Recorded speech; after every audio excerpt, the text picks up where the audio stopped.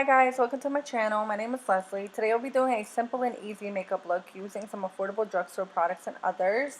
The brow product I'm using today is actually the first time I use this. It is the Jordana Cosmetics FabuBrow in medium brown. I usually find this at Walgreens. I really like the fact that it blends in really easy. Usually I'll start from the back forward, but today I don't know. I decided to start in the front. Um, but I really do like the way it just, does the job by filling in. It is a little bit warmer than I'm used to. My brow color is a little bit more darker and cooler, but I really like it, and it does last a long time. So if you're looking for an affordable brow pencil, definitely check out Jordana. They have great stuff. So I'm going in with the other brow, just filling in, trying to make them look as even as possible. The foundation I'll be using today is actually the Sephora collection foundation, the 10-hour wear in 20 light. It is a matte coverage foundation. So for me, myself, that I do get really oily in the summer, it works great. But before I go in with the foundation, I am going to go in with the Clinique Pepsar Hydro Blur Moisturizer. Moisturizer.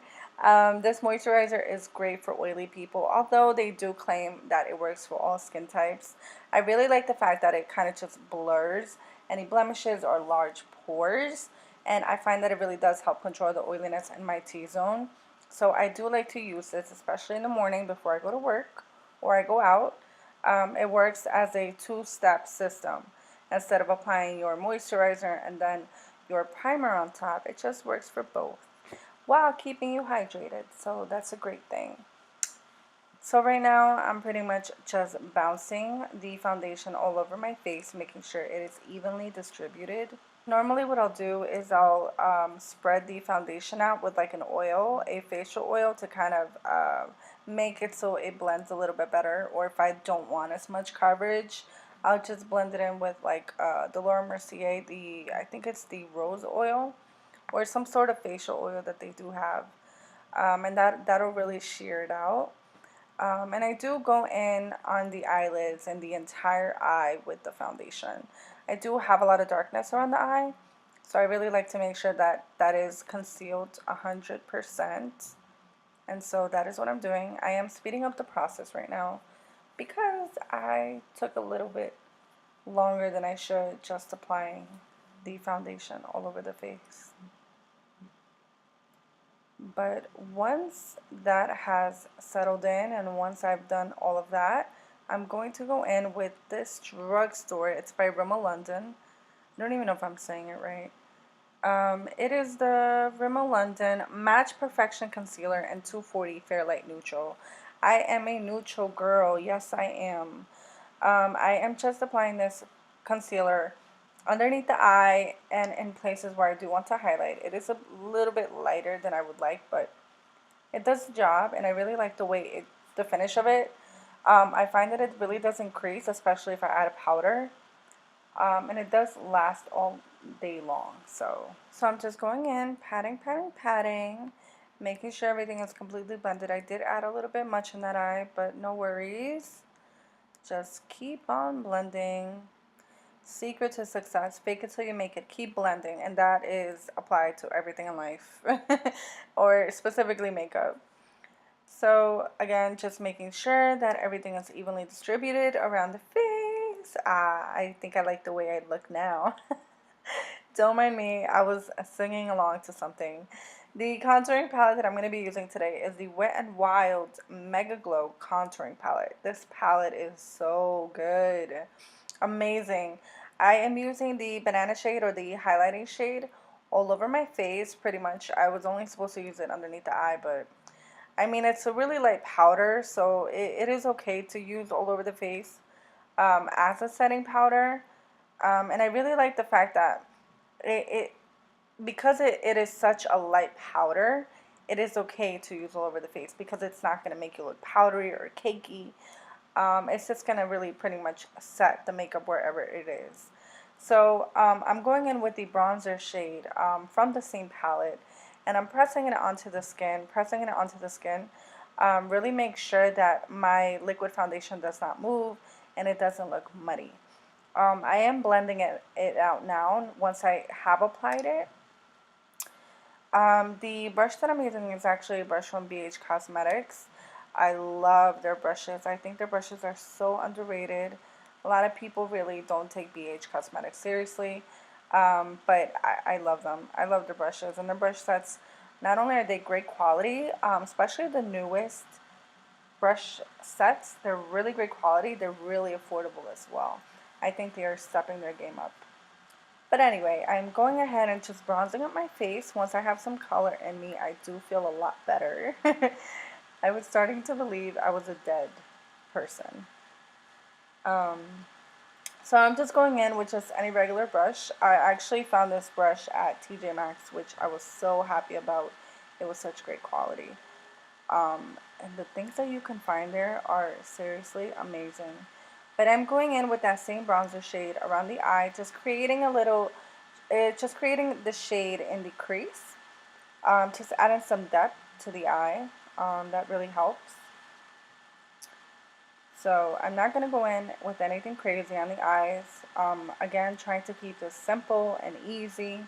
So you don't need a whole different color of, makeup. Just go in with the same shade. Make sure it's even and just keep blending. So now I'm just quickly filling in with the same shade, making sure both sides are blended and even. After this, I'll be going in with the Megaliner by Wet n Wild. It's just a regular black liner.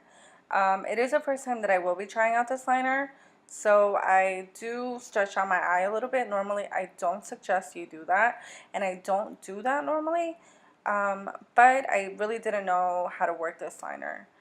And again, when you're working with a new liner or just any liner in general, you will have some bad days and you will have some good days. It happens to everyone. Um, and, it's always fixable, so keep in mind. See, this is the part where I did mess up. Don't mind my cursing, by the way.